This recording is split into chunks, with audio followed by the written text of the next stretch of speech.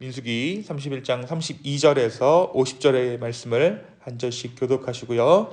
마지막 절 50절은 함께 읽겠습니다. 제가 먼저 32절을 읽겠습니다.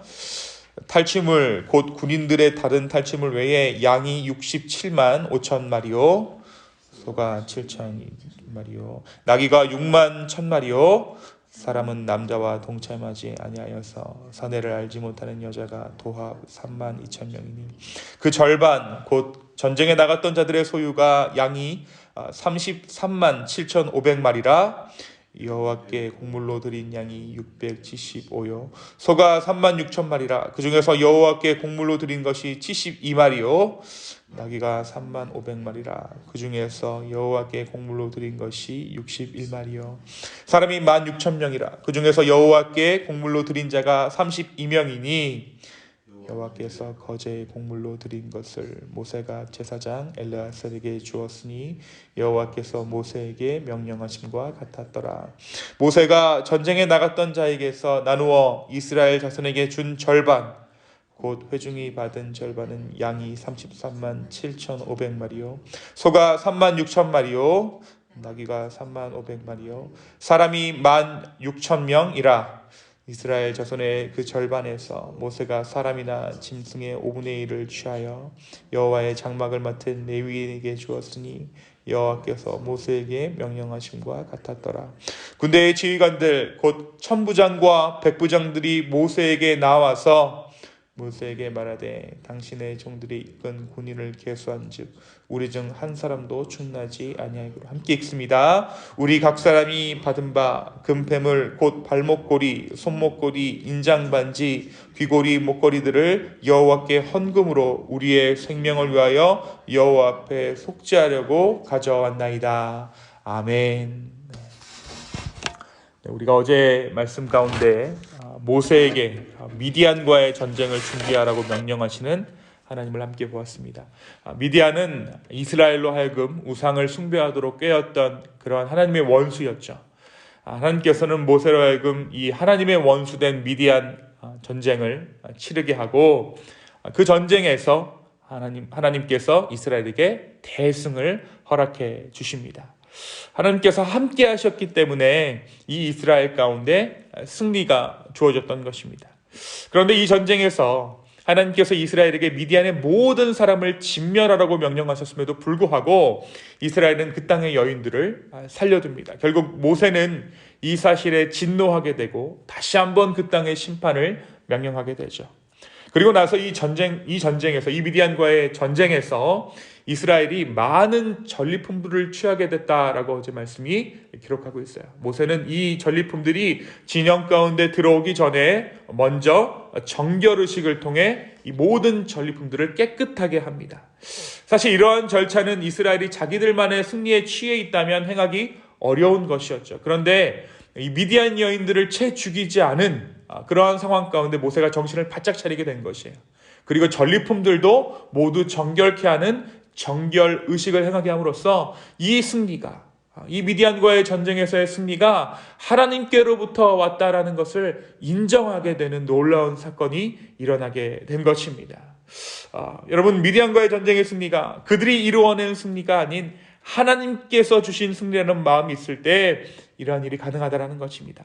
이 전쟁의 목적이, 이 미디안과의 전쟁의 목적이 승리에 있던 것이 아니라 하나님의 영광이 이 전쟁의 목적이었음을 모세가 다시 한번 깨달았다라는 것입니다.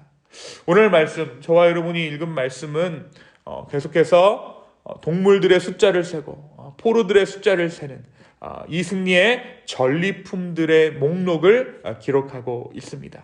그리고 나서 이 승리의 전리품들을 분배했다라고 오늘 말씀이 기록하고 있어요.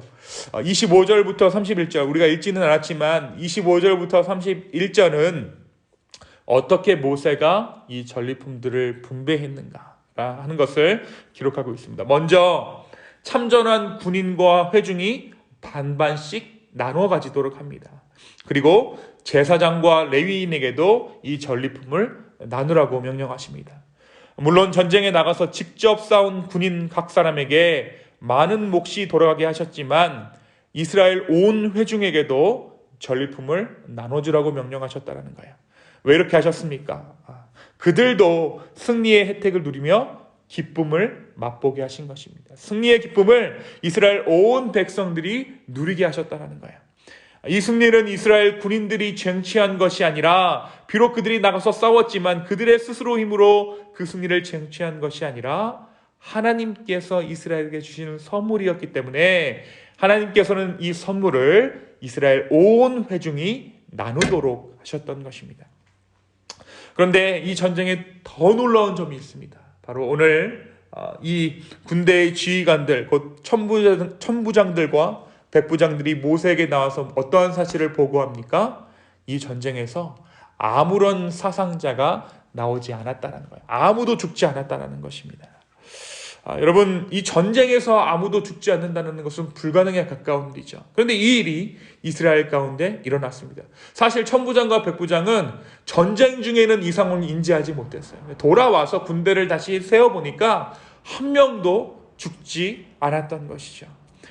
전쟁에서 한 사람도 죽지 않았음을 확인한 지휘관들은 하나님이 자신들의 생명을 지켜주셨다는 것을 깨달았습니다. 그래서 미디안 사람들에게로부터 취했던 금부치들 전부를 하나님께 생명의 속전으로 드렸습니다. 하나님께서 그들의 생명이 되어주셨다는 것을 그들은 그들의 전리품을 다시 주님께 드림으로써 인정했던 것입니다. 이것이 오늘 말씀 민수기 31장의 후반부 내용입니다. 사랑하는 성도 여러분, 오늘 말씀이 우리에게 무엇을 말해주고 있을까요? 먼저 오늘 말씀은 나눔의 은혜에 대해서 말하고 있어요. 나눔의 능력에 대해서 말하고 있습니다. 하나님은 하나님께서 허락하신 승리의 기쁨을 이스라엘 모든 사람이 나누도록 하십니다. 왜 이들이 그들의 전리품을 나눌 수 있었습니까?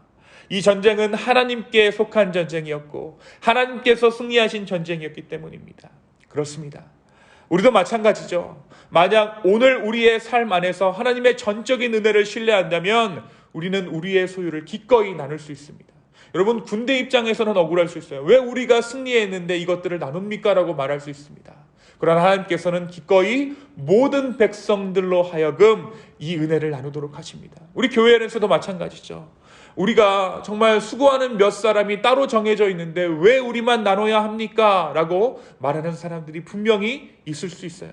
하지만 하나님께서 말씀하시는 것은 기꺼이 나누라는 것입니다. 가진 것이 많고 적음에 대한 문제가 아니라는 것이죠. 그것은 주권에 대한 문제라는 것입니다. 나의 모든 소유가 주께로부터 왔음을 인정할 때 우리는 우리의 모든 것을 기꺼이 공동체 가운데 나눌 수 있다라고 오늘 말씀이 기록하고 있는 거예요.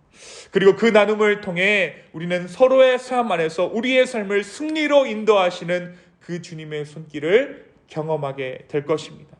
결정적으로 하나님께서는 이 군대들을 하나님의 백성 삼아주시고 하나님의 군대 삼아주셨다는 그 사실을 우리가 인정해야 한다는 거예요. 계수할 때 이 군대들의 숫자만 세었다는 사실을 우리가 기억해야 한다는 것입니다. 한 사람도 남김없이 나누게 하신 그 주님의 섭리를 우리가 바로 깨달아 우리의 삶의 소유를 기꺼이 나눔으로 승리하게 하시는 주님을 인정하는 저와 여러분의 인생 되기를 예수님의 이름으로 축원합니다. 또 한 가지 오늘 말씀이 전하고 있는 놀라운 소식 한 가지가 있습니다. 그것은 이스라엘이 미디안과 전쟁할 때 이스라엘 중에 단 한 사람의 사상자도 나오지 않았다는 사실이에요. 여러분, 이 일이 어떻게 가능합니까? 이것은 가능한 일이 아니죠. 하지만 불신과 불순종으로 패배했던 이전 세대의 실패가 믿음과 순종으로 역전되었던 것입니다. 하나님께서 이렇게 하셨습니다. 하나님은 그들을 승리하게 하셨어요. 그러나 여러분, 사상자가 아무도 없었다는 것은 말이 되지 않는 일이죠. 전쟁에서 아무리 한쪽이 일방적으로 승리한다고 하더라도 승리한 한쪽이 한 명도 죽지 않는 전쟁은 불가능에 가깝습니다. 그런데 그 일이 일어났어요. 하나님이 함께 하실 때 우리 힘으로는 도저히 이룰 수 없는 일들이 우리의 인생 가운데 일어난다는 거예요. 여러분, 이 사실을 우리의 마음 가운데 품어 믿으시기 바랍니다. 여러분, 전쟁이란 무엇입니까? 전쟁은 죽음을 감수하는 일이에요. 죽으러 나가는 거죠. 어떻게 보면 두려운 일이고 피하고 싶은 일입니다. 하지만 그 전쟁에 나가지 않으면 하나님의 손길도 또 하나님께서 허락하신 승리도 경험할 수 없습니다. 하나님이 맡기신 사명이 버겁고 때로는 하나님께서 부르신 길이 험준하게 느껴지지만 우리 주님을 바라볼 수 있는 저와 여러분 되기를 소망합니다. 이 기쁨의 교회 가운데 있는 것, 이 공동체에 헌신하는 것, 사실 쉽지 않은 일이고 어려운 일일 수 있습니다. 하지만 이러한 상황 가운데 우리가 바라봐야 하는 것은 무엇입니까? 바로 우리 주님의 손길입니다.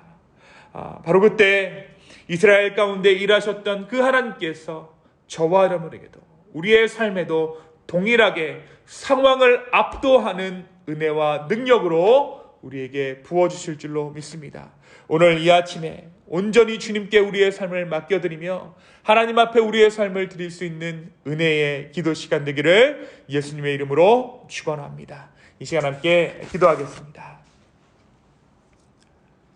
주님, 오늘 이 아침에 다시 한번 우리의 삶의 주권을 주께 인정하며 주님 앞에 나아갑니다. 아버지 하나님, 내게로부터 온 것이 아무것도 없습니다. 모두 주님께서 주신 것입니다.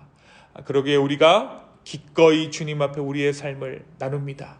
경제적인 상황이 점점 어려워지는 그러한 세계적인 추세 가운데 있지만 우리의 마음이 인색해지지 아니하고 아버지 앞에 우리의 소유를 나누기를 소망합니다. 또한 주님, 우리가 하나님을 온전히 의지할 때 우리의 삶 가운데 놀라운, 정말 말로 설명할 수 없는 은혜들을 우리의 삶 가운데 허락하시는 주님인 줄로 알아 우리가 우리의 삶을 드리며 나아갑니다. 성령이 우리를 붙잡아 주시고 우리 가운데 은혜 허락하여 주시옵소서. 감사합니다. 이 모든 말씀 살아서 역사하시는 예수 그리스도의 이름으로 기도하였습니다. 아멘.